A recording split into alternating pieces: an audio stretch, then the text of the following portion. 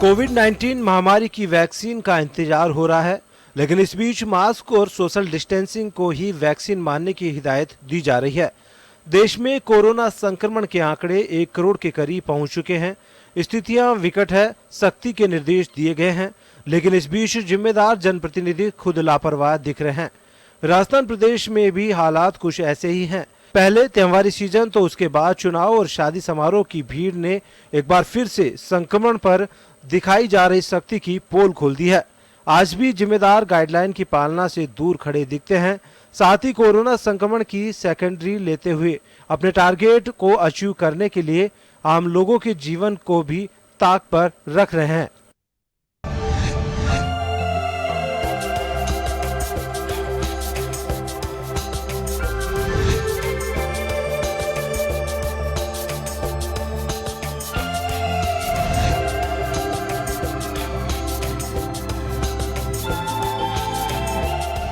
Vaccine की तस्वीर अभी ओझल है। ऐसे में प्रदेश में बढ़ रहे आंकड़ों को देखते हुए सख्ती बढ़ाई गई है। लॉकडाउन की तर्ज पर एक बार फिर से प्रशासन संक्रमितों की कॉन्टैक्ट हिस्ट्री, कंटेनमेंट जोन और संक्रमित मिलने पर आसपास के क्षेत्र में लॉकडाउन लगाने जैसी तैयारी हो रही है। तो उधर प्रशासन ने सख्ती दिखाने के भी निर्देश दिए हैं, जिसमें मास्क नहीं लगाने पर जुर्माना राशि बढ़ाई गई है। विवाह समारोह में संख्या सीमित की गई है और नो मास्क नो एंट्री की पहल भी की गई है। इस बीच प्रशासन की चाबुक को देखा जाए तो कम ही चल रहा है, जिसमें रसूख और जनप्रतिनिधियों, अधिकारियों पर तो शायद ही आज तक कोई जुर्माना लगा हो। प्रदेश में पिछले 10 महीनों में राजस्थान एपिडेमिक एक्ट के तहत लगभग 10 लाख लोगों पर कार्रवाई की है, लेकिन फिर भी सार्वजनिक स्थलों सहित कार्यक्रमों में लापरवाही की भरमार देखी जा सकती है, जो कि प्रशासनिक स्तर की सख्ती पर सवाल उठाते हैं। वहीं इस तस्वीर से ये सवाल उठता है कि ऐसे कैसे खत्म होगा कोरोना। ब्यूरो रिपोर्ट, जन टीवी।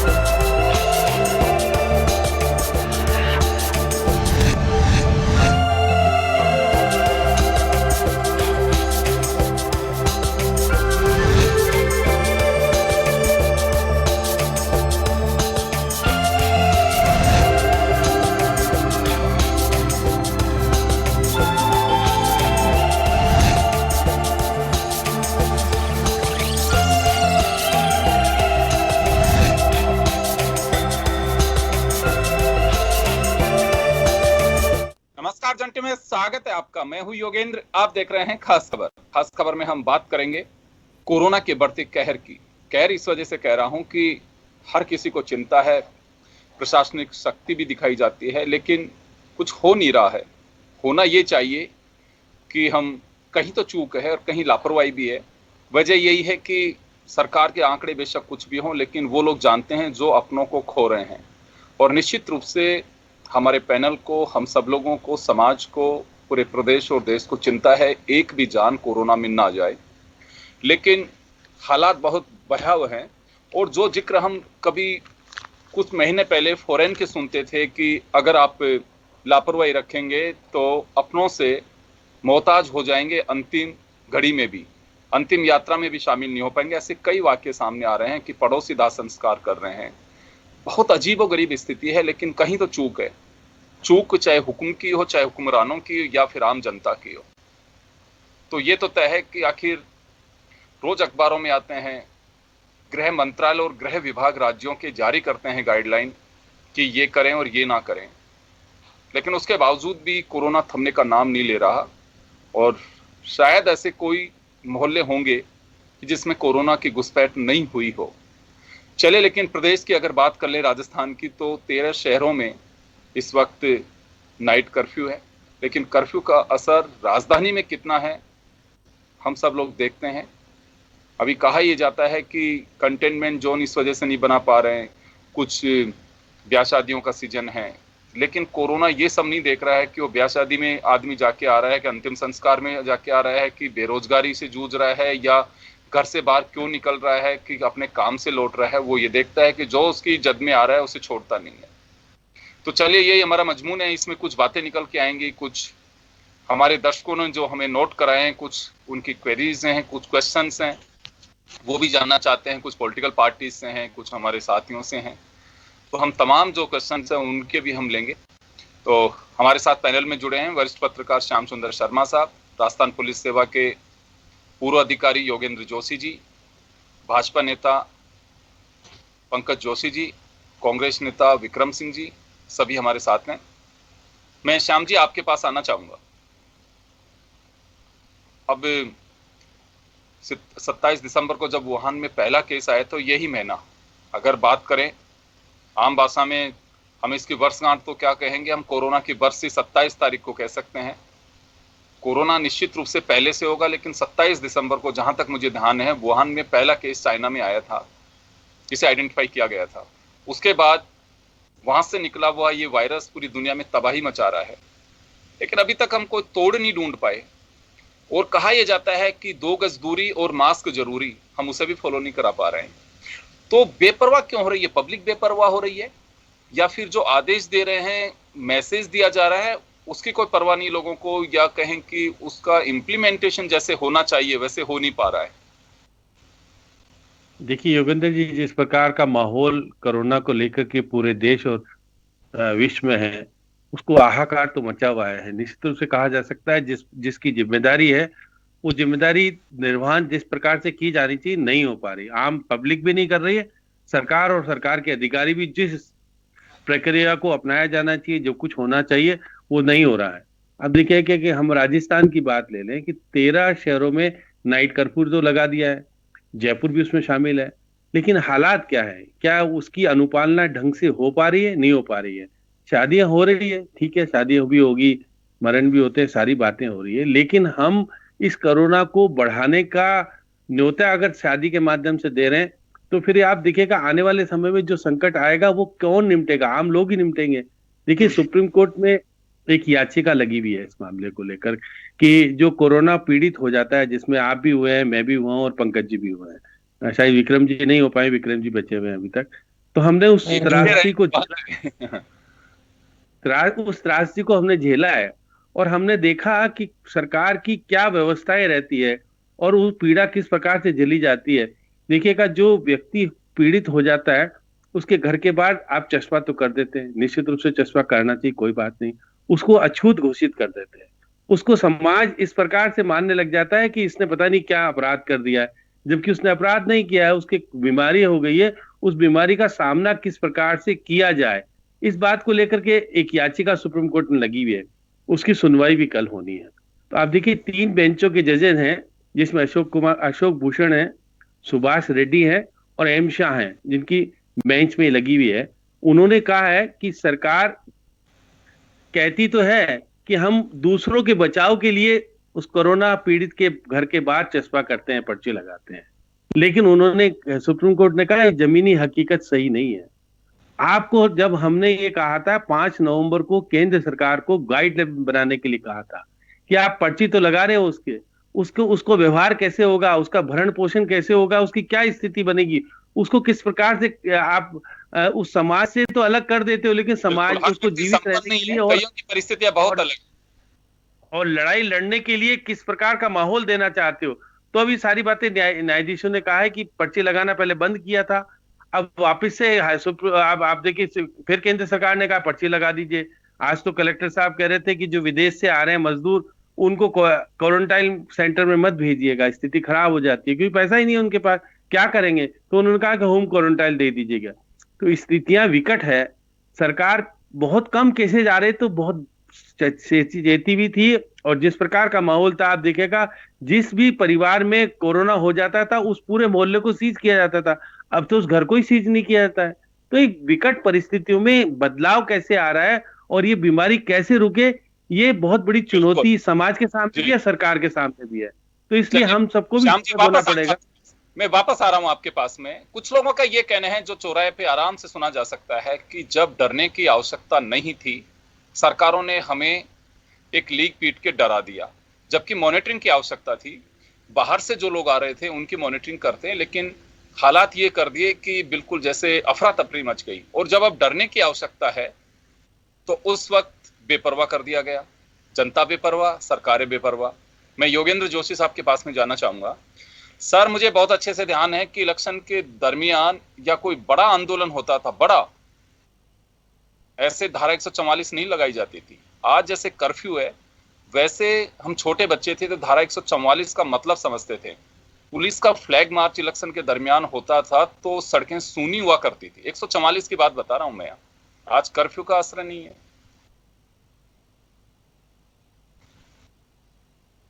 जी जोशी साहब,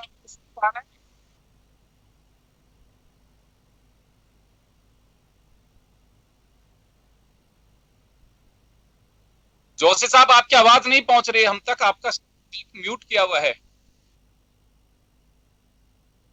जी जी, मेरा सवाल यह है कि मुझे अच्छे से ध्यान है, आज से अगर 3 दशक पहले की बात करें तो धारा 144 लगाने का मतलब लोग ये मान के चलते थे कि पता नहीं क्या हो गया, क्या होगा। एक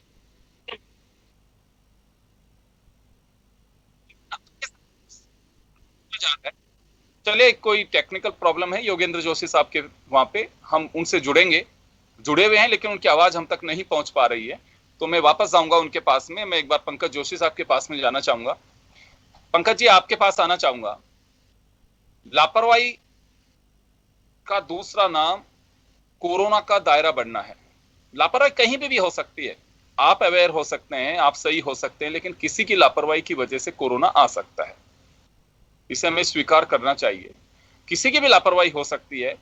कोई मास्क लगा करके नहीं गया होगा मार्केट में, वो कोरोना लेकर के आ गया, उसने आपको चाय सप्लाई कर दी, या फिर कोई फ्रूट्स वेजिटेबल्स कुछ दे करके चला गया, वो आपको कोरोना दे के जा सकता है। उसमें हमारी भी कहीं चूक हो सकती है, कहीं मैं भी हो सकता हूं। मेरे भी अगर कोविड आया था तो कहीं ना कहीं किसी की लापरवाही या कोई तो वजह ऐसी रहेगी जिसकी वजह से मैं उसका शिकार हुआ। मेरी भी लापरवाही हो सकती है। लेकिन जो झुंड देखे जा रहे हैं, और एक आशंका थी कि त्योहार के बाद ब्याह शादियों का सीजन रहेगा, चुनावी सीजन है, कोरोना फैलेगा। आंकड़ों पे मैं बहुत ज्यादा यकीन नहीं कर रहा, लेकिन एक डेमोक्रेटिक सिस्टम है, सरकार जो जानकारी देती है उस पर भरोसा करना पड़ता है। लेकिन हालात कुछ अलग है, आप भी हम सब लोग जानते हैं, बहुत अच्छे से जानते हैं। तो ये फैल क्यों रहा है? हम ये मान के चल रहे थे कि गर्मी का टेम्परेचर इतना होगा तो ये खत्म हो जाएगा। अब तो सर्दियां, और सर्दियों में भी मौसम विभाग की जानकारी अगले 3 महीने वाली तो कड़ाके की ठंड पड़ने वाली है। तो हम इससे कैसे लड़ेंगे? जब हम इस पोजीशन में नहीं लड़ पा रहे हैं तो आगे तो बड़े हालात भयावह होंगे। देखिए बिल्कुल योगेंद्र जी, मैं आपने बिल्कुल ठीक कहा। और पिछले महीने में मैं जो है एसएमएस में जो है करीबन 4 या 5 बार गया। 4 तारीख को गया, 5 तारीख को गया, 7 तारीख को गया, 13 तारीख को गया, 18 तारीख को गया, 21 तारीख को गया, 23 तारीख को गया, 30 तारीख को गया। और जो मैंने स्थितियां वहां पर देखी हैं, जिन स्थितियों को बहुत ज्यादा महसूस किया है, उन स्थितियों को यदि आप देखेंगे तो निश्चित रूप से डराने वाली स्थितियां, क्योंकि वहां पर जो ये आंकड़े हैं कि हम यदि कहते हैं कि 100 टेस्ट कर रहे हैं, 5% आ रहे हैं, लेकिन वहां लाइन में लगने के बाद पता चलता है कि लगभग 70 से 80% जो है संक्रमित लोग हैं जो है वहां पर इसमें लग रहे हैं, क्योंकि जो रिपोर्ट लेने वाले लोग हैं जिनमें नेगेटिव वाले हैं वो मुश्किल से 5% लोग हैं। अब इसका कारण जो यदि आप पूछेंगे तो देखिए, हम लोगों ने बहुत सी बात भी की, हम लोगों ने डॉक्टर साहब से भी बात की, हम लोगों ने पूछा भी। सबसे बड़ी जो परेशानी है, देखिए मैं कोई आरोप नहीं लगा रहा, मैं बहुत सीधी कह रहा हूं कि सरकार को इन बातों को मानना चाहिए और कम से कम इस चीज को एप्लीकेबल करना चाहिए। सबसे बड़ी बात थी कि आपने जो जांचें कम करी हैं, जिन जांचों को कम करने के कारण आप रेगुलरली जांचें नहीं कर रहे थे, तो जो व्यक्ति एक व्यक्ति जो है करीबन मान के चलिए 50 से 100 आदमी को प्रतिदिन संक्रमित कर रहा है। और आज भी मैं आपको कह रहा हूं आपको कि क्योंकि मैं और मेरा पूरा परिवार उस चीज से निकल करके आए हैं, हम लोग देखा है कि क्या भयावह स्थिति होती है। लेकिन आज भी मुझे बताइए कि क्या सब्जी मंडियों में जो है आपकी जांच चल रही है? आज यदि आपका कोई बात होता है, वीआईपी आता है कोई आदमी, आप सारी जगह रास्ते जाम कर देते हैं। आप हर एक जगह जो है एक किसी वीआईपी का मूवमेंट होता है, आप हर एक चौराहे पर हर एक जगह पर एक पुलिस वाला लगा देते हैं। मुझे बताइए, धारा 144 के अंदर आज जहां पर भीड़ जमा होती है वहां पर एक भी व्यक्ति है? आज जहां कंस्ट्रक्शन चल रहे हैं वहां पर कोई व्यक्ति है? दूसरा, आज जांच करने के लिए स्थितियां ये हैं कि आपने कहा कि जो है हमने जांच सीएससी पर कर दी है, लेकिन सीएससी पर जांचों की पोजीशन क्या है? आपने कहा है कि 25 व्यक्तियों की जांच करेंगे केवल, किसी ने कहा कि 100 व्यक्तियों की जांच करेंगे, छुट्टी के दिन जांच नहीं करेंगे। हम इन चीजों की अगली तारीख आएगी तो आपको बताएंगे। अब आप मुझे बताइए कि जांच कराने वाला व्यक्ति जाएगा कहां पर? और सबसे बड़ी परेशानियां जो आपने कहा कि जब लोग कम थे, तो आप मुझे बताइए कि एसएमएस के अंदर जो है पूरा का पूरा चरक भवन से लेकर के पूरा का पूरा एसएमएस खुला था कि नहीं खुला था? उनके वेंटिलेटर्स पर मरीज थे कि नहीं थे? आज आप मुझे बताइए, मैं आपके साथ अभी चलने को तैयार हूं शेखावत जी, मैं कह रहा हूं सरकार के साथ चलने को तैयार हूं कि पूरे जगह पर करीबन आपको 80 वेंटिलेटर जो पिछले 15 दिन से खाली हैं, कुछ भी उन पे काम नहीं हुआ है, 15 दिन से बिल्कुल वेंटिलेटर खाली है, उनका एक का भी उपयोग नहीं हुआ। मैं ये आपको दावे के साथ कह सकता हूं और मैं बहुत विनम्र शब्दों में कह सकता हूं, आप उनकी जो है उनका मॉनिटरिंग करके उनकी जगह आप एक सेंटर बना करके वहां क्यों नहीं बनाते? दूसरी बात और कहता हूं, एक और मेरा निवेदन है, बहुत निवेदन है सरकार से कि अब जब पेंडेमिक चल रहा है, इतनी बड़ी महामारी चल रही है, आपने इतने सारे जो टेक्निकल पर्सन्स हैं, उन टेक्निकल पर्सन्स को डायरेक्टर ऑफ हेल्थ के अंदर जहां पर कंप्यूटर में जो है काम करने वाला कंप्यूटरिस्ट हो सकता है, जहां क्लरिकल काम करने वाला क्लरिकल हो सकता है, क्यों टेक्निकल पर्सन्स को वहां लगा रखा है? जो टेक्निकल पर्सन है वो 20-20 दिन से लगातार एक ही जगह काम कर रहा है, उसकी भी कुछ कैपेसिटी है, उसकी भी कुछ परेशानियां हैं, और जब वो पॉजिटिव का सैंपल लेता है, लगातार लेता है, तो उसके भी छोटे छोटे बच्चे हैं। तो हमें कहीं ना कहीं इन संवेदनाओं को देखना होगा, हमें कहीं ना कहीं इन चीज की मॉनिटरिंग करनी होगी। केवल प्रशासनिक अमले के मॉनिटरिंग को छोड़ करके शायद हम नहीं जी सकते। पंकज जी, वापस आऊंगा आपके पास में, विक्रम जी के पास जाना चाहूंगा। विक्रम जी, कहीं तो चूक है, पंकज जोशी साहब को लग रहा है कि सरकार की मॉनिटरिंग प्रॉपर नहीं हो पा रही है।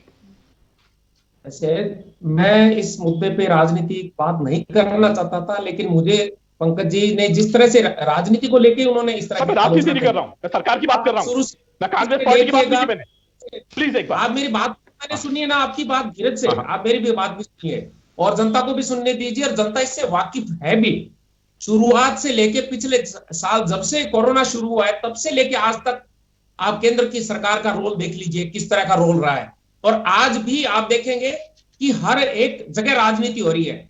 और चुनाव किसने करवाए, चुनाव किसने शुरुआत करवाए, और आप केंद्र की सरकार ने जगह जगह मध्य प्रदेश में चुनाव लड़ने के लिए कोरोना फैलवाया। अब गुजरात की हालत, गुजरात में आंकड़े छुपाए इन लोगों ने, क्योंकि वहां ट्रंप का प्रोग्राम था, उससे ही कोरोना जो फैलना शुरू हुआ। आज गुजरात की हालात आप देखिए, आज का एक ताजा इश्यू है, वहां एक मंत्री जी ने बहुत बड़ा अपनी पोती का शादी का प्रोग्राम किया है। मॉडल, गुजरात मॉडल की बात करते हैं, आप अपने लोगों को तो संभालिए, अपने लोगों को तो संभालिए, जिसमें 1000 लोगों का अभी पंकज जी चैनल पर आपके बारे में बताया जाता है। दूसरी बात है कि केंद्र सरकार शुरू से इस मामले में ढिलाई बरत रही है।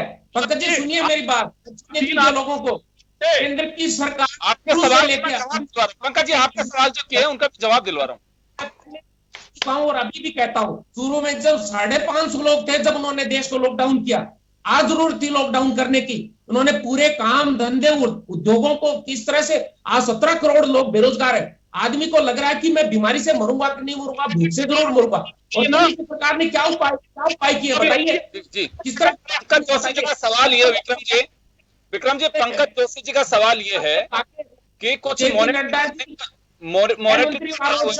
मॉनिटरिंग की जानी चाहिए, वो सुझाव करने के साथ दे रहे हैं। और अब कह रहे हैं कि हम तो पूरे देश को नहीं देंगे वैक्सीन। अब वैक्सीन पर राजनीति शुरू कर दी। पहले बिहार चुनाव में बांट रहे वैक्सीन, हैदराबाद के राजनीति और अपने वोटरों की मानसिकता है। इसी मानसिकता की वजह से आज कोरोना की वजह से हालात खराब हुए पूरे देश में। गलत टैकलिंग और राजनीति, हर मामले पर राजनीति। भाजपा ने शुरू से कोरोना पर राजनीति करी है और वैक्सीन पर राजनीति शुरू कर दी है, बिल्कुल। और राजस्थान का आपका रिकॉर्ड तो देखिए, 90% रिकवर हो रहे हैं। राजस्थान में डेथ की संख्या बहुत कम है, 5वें 7वें नंबर पे है। उन चीजों का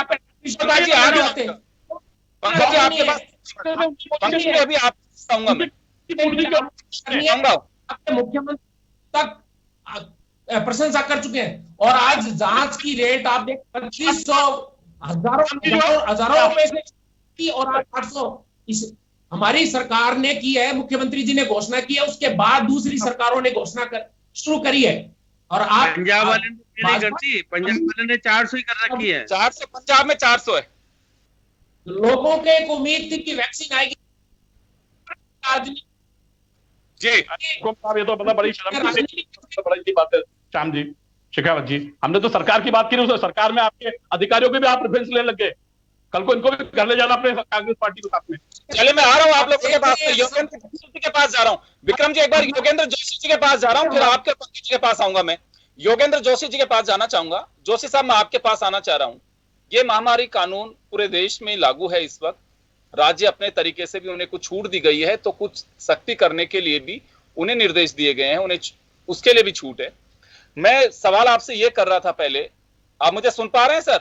हाँ बिल्कुल बिल्कुल सुन रहा हूँ। मुझे अच्छे से ध्यान है, मैं 3 दशक पहले की बात करूं, धारा 144 का नाम जब सुनते थे, धारा 144 लगाई जाती थी जनरली कभी इलेक्शन के दरमियान, पंचायत चुनाव है, निकाय चुनाव है, या प्रदेश में विधानसभा पार्लियामेंट के इलेक्शन है, उस दौरान धारा 144 लगती थी। धारा 144 का एक ऐसा भय होता था लोगों में कि जब पुलिस का फ्लैग मार्च होता था 2 ही गाड़ियों का, तो सड़कें सूनी हो जाती थी, जैसे ग्रीन कॉरिडोर बन गया हो। आज हालात यह है कि जनता की सुरक्षा के लिए, महामारी को रोकने के लिए कर्फ्यू लगा दिए जाते हैं, लेकिन आप देखिए कौन सी सड़कें खाली रहती हैं, दुकानों के आधे शटर खोल देते। ये डर क्यों नहीं है अभी लोगों में? ना कोरोना का डर है, ना प्रशासनिक सख्ती का डर हो रहा है। योगेंद्र जी, जब हमारे देश के चुनिंदा राजनेता कानून का उल्लंघन करेंगे तो पुलिस क्या करेगी? आप बताइए। मैंने तो वो देखा है कि एक एमएलए जो है स्कूटर पे बैठा है और उसको डांट लगा रहा है थानेदार को कि ये क्या तमाशा कर रखा है, और वो मास्क जो है हाथ में ले रखा है। सबसे पहले तो उनको बंद करना चाहिए। लेकिन होता क्या है, ये कानून और नियम और ये जितने भी बने हुए हैं, ये सिर्फ पब्लिक के लिए बने हुए हैं। पब्लिक पालना करे, राजनेता पालना बिल्कुल नहीं करेगा। और वो पालना करेगा तो वो अपने स्वार्थ की वजह से करेगा, अन्यथा करेगा नहीं। आप देखिए कितनी सभाएं हो रही हैं, हर सभाओं में भीड़ हो रही है। अभी गुजरात का मामला चल रहा था, अब वो वहां गुजरात के नेता ये कह रहे हैं कि साहब मैंने तो किसी को नहीं बुलाया, अपने आप ही आ गए। तो भाई रोटी पानी किसने बनाई है वहां? इतने सारे लोग खाने कैसे आ गए? 6000 लोगों से। इसी तरह से जयपुर की स्थिति भी खराब है। यहाँ देखिए एसएमएस हॉस्पिटल, आप देखिए उच्च न्यायालय के मुख्य न्यायाधीश हैं, ये कह के निकल गए यहाँ से कि यहाँ व्यवस्थाएं खराब है, और प्राइवेट अस्पताल में इलाज करा रहे हैं। तो आम नागरिक के क्या होगा? और जो अधीक्षक हैं दोनों अस्पतालों के, वो कह रहे हैं हमारे यहाँ बिल्कुल ठीक है। अरे ठीक नहीं है, पोटली बांध बांध के पीछे से रवाना कर रहे हैं। 30-30, 40-40 आदमी रोज मर रहे हैं। मैं तो मेरे परिवार के 2 आदमी खो चुका, और वो भीलवाड़ा में अस्पताल में भर्ती है, उसके इंजेक्शन नहीं लगा रहे, सांस नहीं आ रहा, बाहर निकाल के दूसरे अस्पताल में ले गए, रास्ते में मर गया। हालात यह है कि हमारे यहाँ पर इन स्थितियों से सामना करने की कोई भी व्यवस्था नहीं बनी हुई है। कल कंटेनमेंट जोन के बारे के अंदर मीटिंग हुई है, बताइए। अब आपस में अधिकारी लड़ रहे हैं, हमारा ये काम नहीं है, हम ये काम नहीं करेंगे, कमिश्नरेट ये आदेश जारी करे, कलेक्टर ये करेगा। अरे भाई, तुम्हें कोई काम करना है या नहीं करना है, या लड़ाई झगड़े से काम चलेगा? इतनी ज्यादा शादियां हो गई हैं, मेरे पास मैसेज है लोगों के कि साहब हम गए हैं जहां 500 आदमी तो पहले जिम के चले गए, और फिर ये पुलिस जाती है 8 बजे बाद, और 8 बजे बाद जाकर के एक आध के मास्क लगा हुआ नहीं, 200 रुपए का फाइन किया, चले आए। ये कोई तरीका होता है? मखौल मच रहा है। जितने भी देश के राजनेता हैं, जितने भी संभ्रांत लोग हैं, सब पब्लिक को बेवकूफ बनाने में लगे पड़े हैं। और आप देखो, मैं बताता हूं, गरीब आदमी को यहां रास्ते में रोक लेंगे, चेकिंग के नाम में मोटरसाइकिल पे लगा हुआ नहीं उसको रोक लेंगे, उसका चालान बनाएंगे। इतने मॉल, इतनी दुकानों में आदमी घुसे पड़े हैं, किसी दुकानदार का चालान किया इन्होंने? ये नहीं करते हैं। बैठ करके राजनीति करने की सबसे बड़ी बात है। चुनाव हो रहे हैं, सब जाते हैं चुनाव में भाषण करते हैं और मास्क उतार देंगे, भाई उससे पता चलता है मैं फलाना सिंह जी बोल रहा हूं, है पता कैसे चले? मास्क पर नहीं है। मैं ये कह रहा हूं, मास्क के ऊपर नाम लिखा दो भाई, सफेद मास्क पहनो और उस पर नाम लिखा दो, जो भी मंत्री जाता है उसका नाम लिखा दो, रघु शर्मा जी, तो पहचान लेंगे लोग, क्या दिक्कत है? लेकिन आप अस्पताल में भी भर्ती हो जाते हैं, अस्पताल में जाते हैं, अस्पतालों की हालत खराब है। और मैं आपको ये बताना चाहूंगा कि जितने भी लोग ये कर लें कुछ भी, जब तक हमारे देश के राजनेता कानून की पालना कराने के लिए खुद पालना नहीं करेंगे, तब तक ये देश के नागरिकों से ये चाहते हैं कि साहब ये पालना करें। कैसे कर सकते हैं? चले, मैं आ रहा हूं आपके पास। कि साहब सोशल डिस्टेंसिंग की पालना करें। वापस आ रहा हूं, एक छोटे से ब्रेक के लिए रुकेंगे, ब्रेक के बाद हम जल्द लौटेंगे।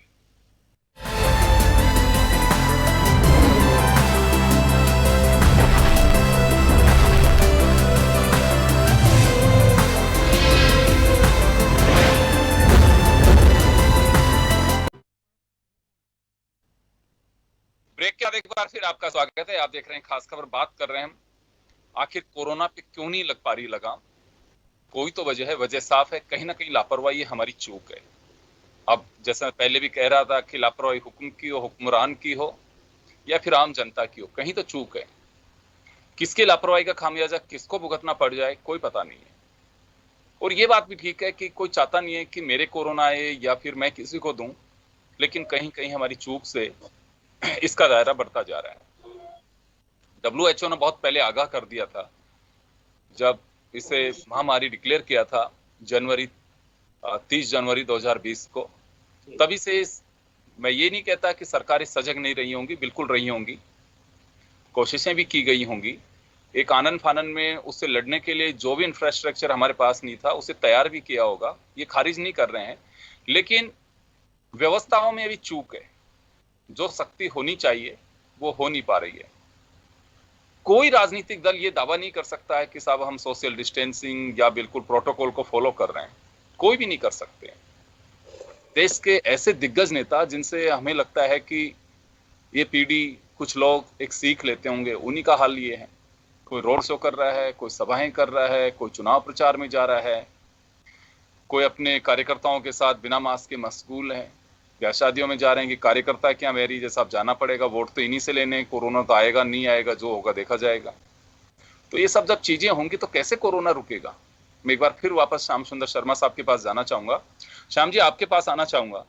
जो हालात राज्यों में है, देश में है, उससे तो लगता नहीं है कि कोरोना इतना सहजता और आसानी से जाएगा।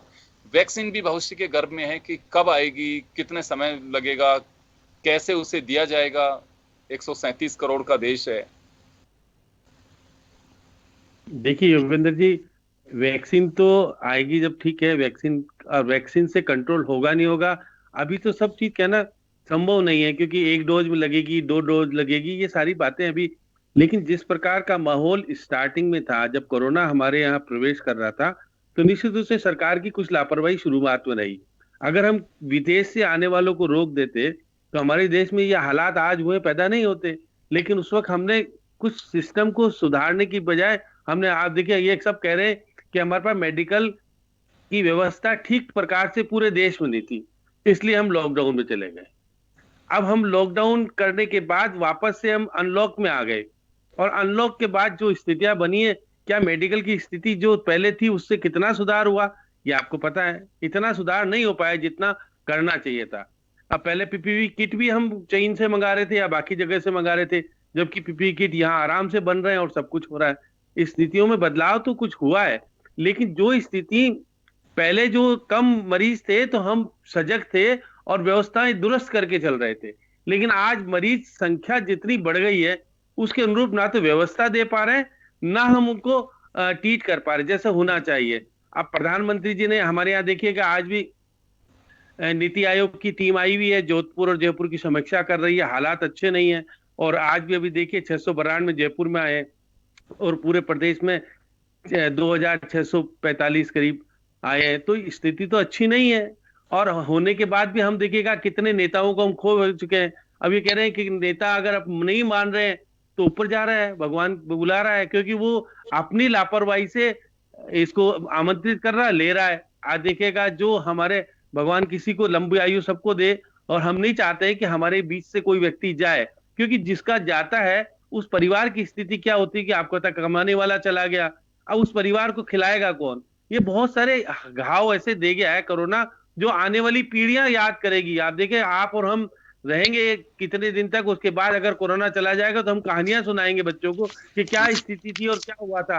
ये बहुत सारी चीजें हैं, इस पे कितना लिखा जाएगा, किस प्रकार की स्थिति बनेगी, लेकिन आज की स्थिति में है स्थिति भयंकर और आर्थिक स्थिति बहुत खराब हो गई है, देश की भी हुई है, उसमें प्रदेश भी शामिल है। हम शुरुआत में तो सबको खाना खिलाने की बात कर रहे थे, आज हम ये नहीं करें कौन भूखा सोया है कौन नहीं सोया है। आज तो मजदूर चल रहा है सड़क पर काम करने के लिए, मजबूर है क्योंकि उसको खाना चाहिए, और खाना हम देंगे कब देते, हमने 4 महीने का दे दिया, 7 महीने का दे दिया, और शायद केंद्र सरकार ने भी नवंबर तक का दे रखा, आगे का तो कोई व्यवस्था कर नहीं रही। 5 किलो गेहूं भी अब आगे देने की स्थिति में है नहीं। तो ये सब हालात तो ये सोचती हैं, और केंद्र सरकार के साथ साथ सुप्रीम कोर्ट जो कुछ कह रहा है, गाइडलाइन बनाने की बात कह रहा है, आज तक गाइडलाइन बना ही नहीं पा रहे हैं। ना केंद्र बना पा रहा सही तरीके से, ना राज्य बना पा रहा। केंद्र कह रहा है हमारी गाइडलाइन को मानना पड़ेगा, और राज्य सरकारें कह रही है कि हमारी आर्थिक स्थिति ठीक नहीं है, जीएसटी के पैसे दो तो हम कुछ माने नहीं तो मानेंगे नहीं। हमने राजस्थान में सारे एमएलए के पैसे लिए थे कि हम मेडिकल की व्यवस्था सुधारेंगे। अब विक्रम जी बता दें किस एमएलए ने कितना पैसा कहां खर्च करवाया, आप बता दीजिएगा, और व्यवस्थाएं कितनी सुधर गई। केंद्र ने, सही बात है, आपको दिए हैं वेंटिलेटर, व्यवस्थित रूप से लग नहीं पा रहे, आप व्यवस्थाएं सुधार नहीं पा रहे हो। डॉक्टर्स को जिस तरीके बात है, टेक्निकल लोग स्वास्थ्य भवन निदेशालय में लगे हुए हैं, क्यों नहीं हटाते? मॉनिटरिंग करने की जरूरत वहां है। मंत्री जी खुद पीड़ित हो गए तो आरयूएचएस का दौरा किया, उससे पहले दौरा करने गए नहीं वो। तो ये हालात अच्छे नहीं है। मुख्यमंत्री जी कहीं दौरा करने जाते ही नहीं क्योंकि कोविड से पीड़ित हो जाए। तो ये सारी बातें हैं, वो चिंतित हैं, आम व्यक्ति को कुछ देना चाहते हैं, ये बात सही है, लेकिन आप अपने मुख्यमंत्री निवास में बैठ करके सब कुछ करेंगे, ये संभव नहीं होगा। आपको बाहर जाना ही पड़ेगा और व्यवस्थाओं को सुधारनी पड़ेगी, और जो ऑफिसर्स और जो अपने कर्तव्य की पूर्ति नहीं कर रहे हैं उसके खिलाफ कड़ी कार्रवाई कीजिए। देखिएगा किशनपोल के एमएलए की हिम्मत कैसे हो गई पुलिस अधिकारी को डांटने की, फटकारने की। क्या मुख्यमंत्री जी उसको एक्शन नहीं ले सकते थे? उसके खिलाफ आप नोटिस नहीं जारी कर सकते थे? पार्टी की भी दायित्व बनता है कि आप, हमारे प्रशासनिक अधिकारी जो व्यवस्था में बैठा है वो कह रहा है साहब मास्क लगाइए नहीं तो दिक्कत हो जाएगी, क्या माहौल उड़ा रखा है, मैं मुख्यमंत्री से बात करूंगा, तो मुख्यमंत्री को जवाब देना चाहिए उस वक्त कि आपको निलंबित किया जाता है। ये सब चीजें नहीं अपनाएंगे तो आने वाला भविष्य आपको, आपका परिवार, आपका समाज क्या कुछ देगा, सबक देगा, संदेश देगा। ये बहुत सारी चीजें कोरोना ने व्यक्ति को सिखाया है कि व्यक्ति कैसे दूर हो जाता है, अपने के पास नहीं जा सकता। ये बहुत विडंबना है कि मर गया है तो आप साथ नहीं जा सकते। ये सब चीजें इस देश में, जो कहते हैं ना कलयुग वाली बात, कलयुग की बात आ रही है कि कलयुग में कुछ क्या होगा क्या नहीं होगा, लेकिन सतयुग फिर वापस कैसे आएगा? युग है ये कोरोना युग, ये कोरोना युग और हमें समझना चाहिए। हर घटना एक सबक देती है, और श्याम जी सही कह रहे हैं कि घटनाओं से सबक लेना चाहिए, हमें समझना चाहिए। आज भी अगर लापरवाही आप कर रहे हैं तो आप बिल्कुल इससे अनजान मत बनिए, कभी भी आप उसकी जद में आ सकते हैं। और जो स्थितियां आप देख पा रहे हैं, किरण माहेश्वरी जी को हमने खो दिया, कैलाश त्रिवेदी जी को हमने खो दिया, अब एक दिन पहले ही गुजरात के एक सांसद का निधन हुआ है, उत्तर प्रदेश के 2 या 3 मंत्रियों का निधन हो चुका है कोरोना से, कई ऐसी शख्सियत जा चुकी हैं, और बड़ी संख्या में लोग राज्यों से एक ये इसका जो काल का ग्रास बन रहे हैं, ये बड़ी एक अजीब और विडम्बना जैसी स्थिति है। लोग जो सुनते हैं लोग कि ये, बस मेरी गुजारिश यही है, चाहे केंद्र सरकार हो चाहे राज्य सरकार हो, आप लोगों को भी समझना चाहिए। पॉलिटिशियंस अपनी पार्टी की पहले गाइडलाइन तो आप, मुझे लगता है कि आप पार्टी स्तर पे बनाइए, इसको भी आप वैक्सीन की तरह ही समझिए कि हमें गाइडलाइन का उल्लंघन नहीं करना है। देश यही रहेगा, दुनिया यही रहेगी, हम रहेंगे तो सब रहेंगे, नहीं रहेंगे तो ये दुनिया, ये महफिल किसी के काम की नहीं है, ये ध्यान रखना चाहिए। अमित शाह साहब हाल ही में कोरोना से पीड़ित रहे, वो रोड शो कर रहे हैं। योगी आदित्यनाथ जी रोड शो कर रहे हैं। राजस्थान के कई मंत्री विधायक बड़े बेखौफ तरीके से कहीं पे कोई चुनाव प्रचार कर रहा है, कोई मास्क नहीं है, जो इच्छा हो जैसे भाषण दे रहे हैं। क्या कोरोना की वैक्सीन लग गई गुपचुप में उन लोगों के, जितनी परवाह नहीं है? मैं जोशी साहब आपके पास भी आना चाहूंगा एक बार वापस। जो स्थितियां देख रहा हूं मैं पॉलिटिशियंस की, जिनसे एक सीख मिलती है, अगर वो, अभी क्या हो गया, अभी हैदराबाद में 3 बड़े दिग्गज नेताओं के रोड शो देखे मैंने। ममता बनर्जी के वहां वेस्ट बंगाल में देखिए, कभी भी कुछ मीटिंगें हो रही हैं। राजस्थान में पंचायत चुनाव चल रहे हैं, यहां पर हालात देखिए। और हर व्यक्ति इस बात से डर रहा है कि पहले दीपावली की वजह से एक मार्केट में जैसे भीड़ उमड़ रही थी कि देखना साहब कोरोना का एक बम फटेगा, फिर अब ब्याह शादियों से, इन चुनावों से, फिर भी हमारे नेता समझ नहीं पा रहे हैं। योगेंद्र जी बिल्कुल सही आपने कहा है। हमारे राजनेताओं को इस बारे में कोई फुर्सत नहीं है। उनको अपनी राजनीति से मतलब हो, चाहे वो किसी भी पार्टी के हों। आपने बिल्कुल सही कहा है, हैदराबाद में मीटिंगें हो रही हैं, मास्क हटाते हैं। सबसे पहले तो ये सबसे पहला काम करते हैं, मास्क हटा के माइक पे बात करना। जबकि क्या जरूरत है, दिखते हैं कि अमित शाह कौन से हैं, सब पहचानते हैं, तो मास्क हटा करके बात करने की क्या आवश्यकता है? सब लोग जितने राजनेता हैं मास्क हटा के बात करने का प्रयास करते हैं, और पब्लिक में यही सूचना जाती है, यही चीज जाती है कि जब हमारे राजनेता ही इन चीजों की पालना नहीं कर रहे तो हम क्यों करेंगे? वो कहते हैं कि हम थोड़ी मरे जा रहे हैं, फिर जब ये नहीं मर रहे तो हम कहां से मरेंगे? तो बात यह है कि जो हमारे निचले स्तर के जो देश के नागरिक हैं, उन लोगों की इम्यूनिटी ज्यादा मजबूत है। अगर ये तो गनीमत है कि उनकी इम्यूनिटी मजबूत है, नहीं तो ये तो अभी तो ये अस्पताल क्या उनको संभाल सकते हैं? आज भी गरीब आदमी कोई भी अस्पताल में कोरोना की वजह से भर्ती नहीं है। अगर है तो मिडिल क्लास और मिडिल अपर क्लास ये अस्पतालों में भर्ती है, इसके अलावा कोई भर्ती नहीं है। ये जितनी लेबर क्लास है सब सड़क पे काम कर रही है, मजदूरी कर रहे हैं, सब अपना अपना काम कर रहे हैं। आपको ये मैं बताना चाहूंगा कि मैं आपके सामने बैठा हूं, मेरे कोरोना हुआ, मैंने सरकारी अस्पताल में इलाज नहीं कराया, मैं वेंटिलेटर पे रहा 15 दिन, मैं बैठा हूं। ये नहीं इलाज कर सकते थे, मैंने इलाज कराया है। तो मेरे वो पता है कि वेंटिलेटर पे कैसे रहा जाता है, पब्लिक में कैसी परेशानी आती है, मैंने भुगता है। तो इसलिए इन बातें के बारे में मैंने सब देखा है। ये राजनेता और सरकारी कर्मचारी। साहब एक सवाल है मेरा एक सवाल है अभी। हर व्यक्ति को फिलहाल ये चिंता है कि घर की चिंता, मोहल्ले की चिंता, उस कॉलोनी, उस शहर, उस राज्य और अब देश की चिंता है। सबको चिंता है, उसी क्रम में चिंता है। हम कभी कहा करते थे कि पहले देश के बारे में सोचना चाहिए, चाहे अपनी जान चली जाए। बिल्कुल इसमें कोई डाउट नहीं, होना भी यही चाहिए, यही देश का बड़प्पन है। लेकिन हालात ऐसे बन गए हैं कि हर व्यक्ति परवाह कर रहा है अभी फिलहाल खुद की, कि हम बचें तो कल कुछ कर पाएंगे। लेकिन स्थितियां अभी है नहीं। मैंने वापस आपसे वही सवाल दोहरा रहा हूं मैं कि ऐसा क्या हो गया कि अभी भी हमारे यहाँ पे कंटेनमेंट जोन या फिर कर्फ्यू की स्थितियां क्या हों, कैसे में दायरा बनाना है, कैसे हमें पीड़ित परिवार को रोकना है। कुछ लोगों का ये भी कहना है कि साहब किसी एक की वजह से पूरी कॉलोनी क्यों खामियाजा उठाए, क्योंकि देखिए लोगों के सामने एक रोजगार का संकट भी है। वो देखते हैं कोरोना की परवाह कुछ लोगों को इस वजह से भी नहीं है कि मैं कोरोना से डर के अगर चौकटी पे मजदूरी करने नहीं जाऊंगा तो मेरे बीवी बच्चों का पेट कौन भरेगा, मेरे परिवार को कौन चलाएगा। तो हर व्यक्ति को कोरोना से ज्यादा रोजगार की चिंता है, घर से नहीं तो कोई नहीं निकलना चाहता।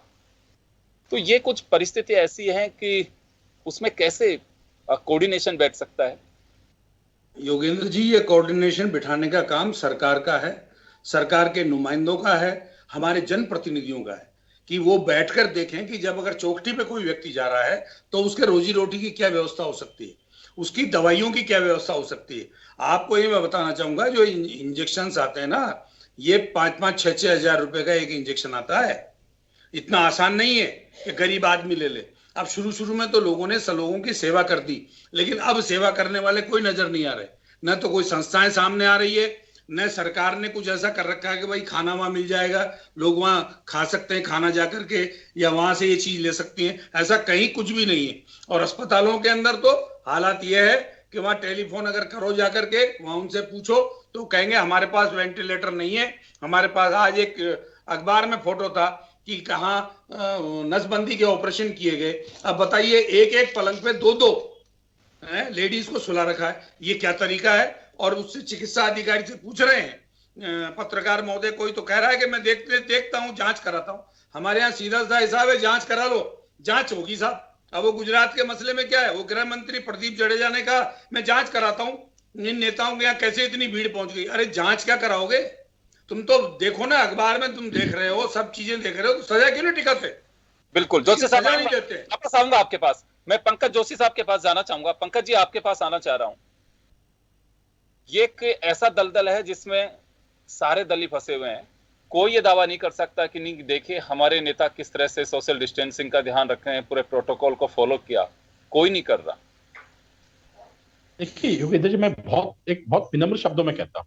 देखिए क्या है कि सबसे बड़ी चीज है कि आप जो है, देखिए कोई भी आवश्यकता होगी, मैं कह रहा हूं यदि घर में भी कोई किसी की आवश्यकता होगी, यदि नहीं है तो डेफिनेटली वो उठाएगा गाड़ी और बाहर चला जाएगा। देखिए आपको व्यवस्था बनाने के लिए सरकार को जो है इन चीजों की पालना करानी पड़ेगी। अब जो मैं आप एक एक चीज से बात करूंगा, देखिए इस चीज को अदरवाइज के लिए मैं आपको बहुत विनम्र शब्दों में, क्योंकि मैंने भुगता हुआ है। पहली बात तो मैं एक बात से जो है जोशी साहब की बात से जो है ना इत्तेफाक रखता हूं कि हमारे हॉस्पिटल तैयार नहीं है। देखिए हमारे हॉस्पिटल के डॉक्टर्स इस लायक हैं, हमारी व्यवस्था इस लायक है, हमारे यहाँ इस योग्यता के लोग हैं। और मैं एक छोटा सा उदाहरण दे सकता हूं कि हमारा जो नर्सिंग स्टाफ है, मेरे को पॉजिटिव होते हुए उसने जब सैंपल्स लिए, बिना किसी ये कहे कि मैं पूर्व महापौर हूं या कुछ नहीं हूं, मैं एक ऑर्डिनरी व्यक्ति के रूप में गया और सरकारी हॉस्पिटल में लिया। मैं कह रहा हूं कि हमारा जज्बा बहुत बड़ा है, लेकिन स्थिति ये है कि क्या प्रशासनिक चीजें, व्यवस्था जो सेकंड स्टेज के जो लोग हैं, चाहे वो नर्सिंग स्टाफ है,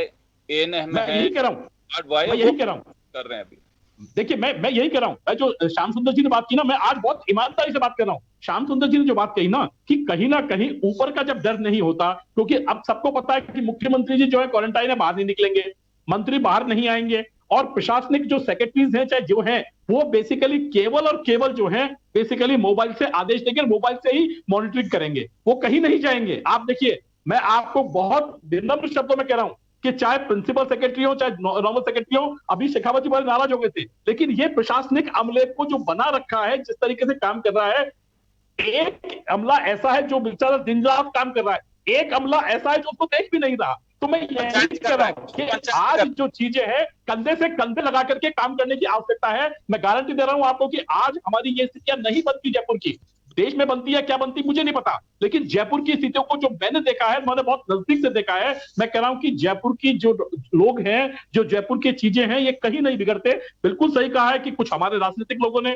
कुछ हमारी न्यायपालिकाओं ने, मैं आज बहुत निर्मित कर रहा हूं, न्यायपालिका बुरा मानेंगी, लेकिन आपके चैनल से कहना चाहता हूं कि क्या किसी आदमी ने सुप्रीम कोर्ट में दिल्ली को देख करके फैसला दिया, तो क्या बेसिकली जयपुर में भी उसी फैसले का अनुसरण इस पैंडेमिक में होगा क्या?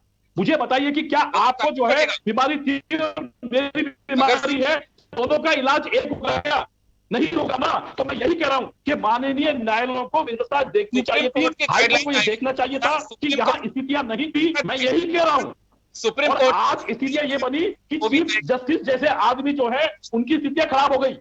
मैं आज कह रहा हूं चीफ जस्टिस जैसे स्थितियां हो गई कि खराब हो गई, और हालात ये बने कि जज साहब को भी लगा कि हम वापस से जो है वीडियो कॉन्फ्रेंसिंग के थ्रू जांच करें या जो है इंडिविजुअल बुलाएं। आप देखिए कि जब आप ऐसी स्थिति में है तो जो लोग जांच कर रहे हैं, और अभी भी मैं कह रहा हूं कि आज भी जो है सरकार को मेरा निवेदन है, बहुत विनम्र निवेदन है कि सरकार आज भी जांच बढ़ाए।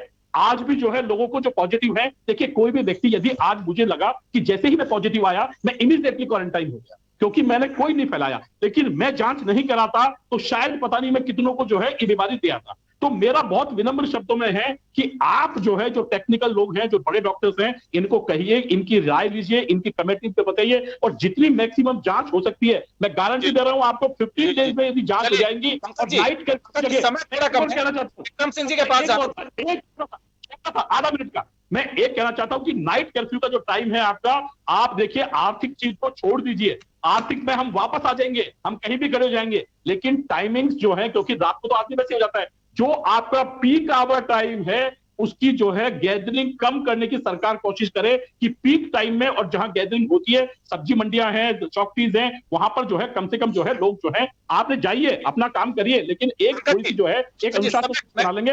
विक्रम सिंह जी के पास जाना चाहूंगा। विक्रम जी, आपके पास आना चाह रहा हूं। कुछ पंकज जोशी जी ने सवाल खड़े किए हैं, तो कुछ सुझाव भी दिए हैं। सुझाव कोई भी दे सकता है और अच्छी बात है। हम 4 लोग ऐसे हैं जो अपने एक्सपीरियंस भी शेयर कर रहे हैं। निश्चित रूप से वो एक मेरे जैसे था, मैं अपने घर में क्वारंटाइन रहा, लेकिन एक खुली जेल जैसा एक एक्सपीरियंस रहा। मैं जा नहीं सकता था, अगर बालकनी में भी जाता तो पड़ोसी ऐसे शक की दृष्टि से देखते थे कि क्या हो गया ऐसा। तो यह है, ध्यान भी रखना चाहिए। हमने गुजारिश भी की लोगों से, छिपाया नहीं उसे।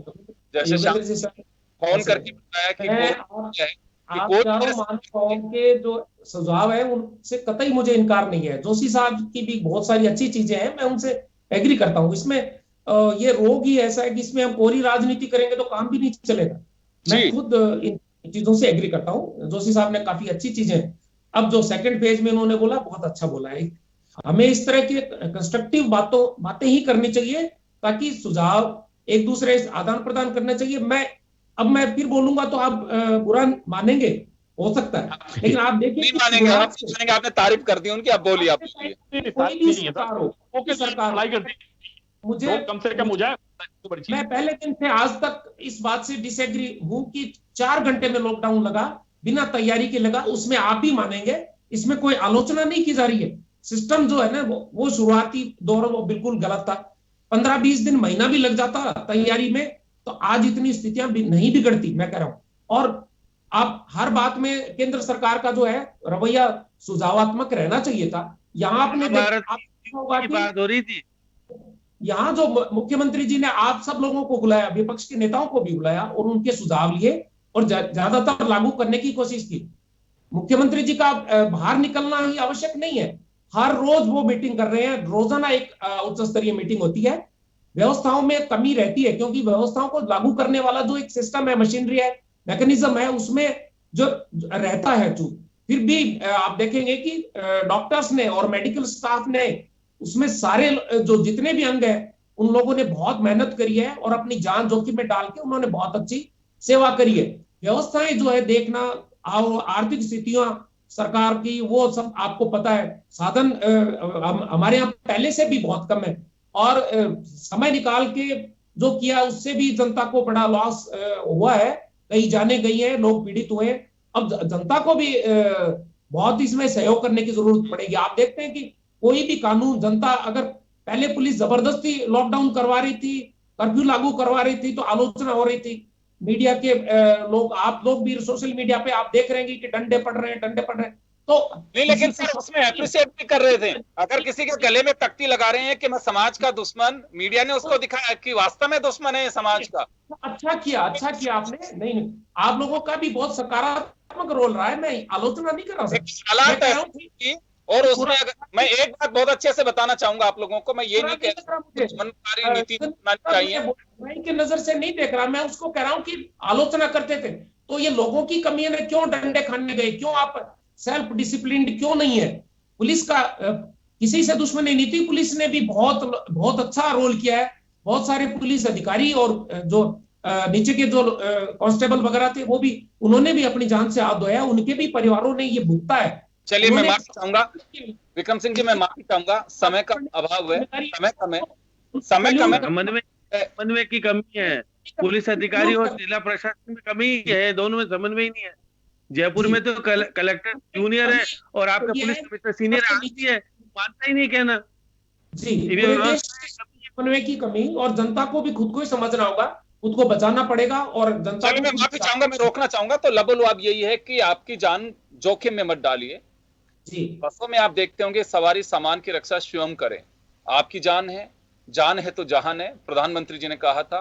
तो आपकी जान बचाने के लिए आपको खुद को रेस्पॉन्सिबल होना पड़ेगा, आपको खुद को उसकी जिम्मेदारी उठानी चाहिए, अपनी जिम्मेदारी, अपने परिवार की जिम्मेदारी। तब आप इस समाज, इस प्रदेश, इस देश की जिम्मेदारी उठा पाएंगे। आप अगर खुद स्वस्थ रहेंगे तो निश्चित रूप से आत्मनिर्भर बना के जनता को खुला छोड़ दिया, वो गलत था बिल्कुल।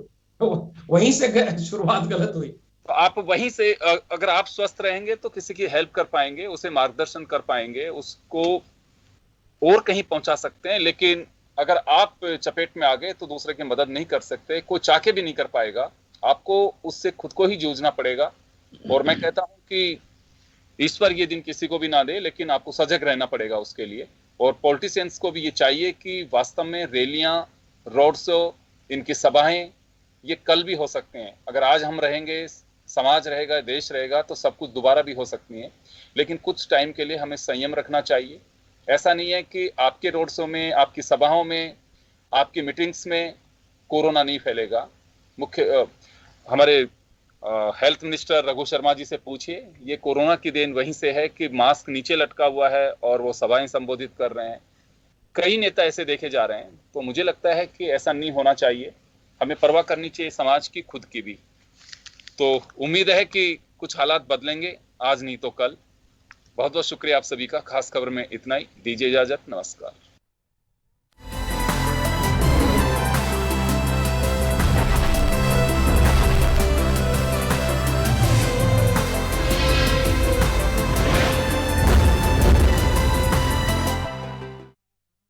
जन टीवी की लेटेस्ट अपडेट पाने के लिए हमारे चैनल को जरूर सब्सक्राइब करें और नोटिफिकेशन पाने के लिए बेल आइकॉन दबाएं।